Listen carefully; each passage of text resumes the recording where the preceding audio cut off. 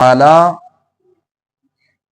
شہداء کی شان و عظمت کو بیان کر رہے ہیں کہ شہداء کا مقام کیا ہے، عظمت کیا ہے، ان کا کمال کیا ہے، جاہ و جلال کیا ہے۔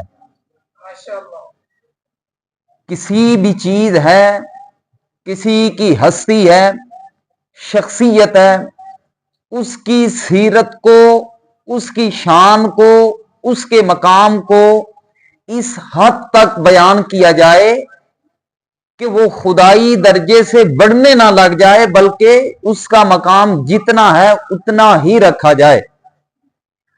تو اس کا بہترین حل اور سب سے اچھا حل قرآن مقدس کی عظیم الشان کتاب ہے، جس کے اندر اللہ تعالی نے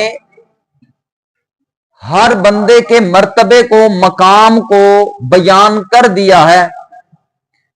خدائی درجہ یہ ہے، نبی درجہ یہ ہے، ولی درجہ یہ ہے، اولیاء اللہ درجہ یہ ہے۔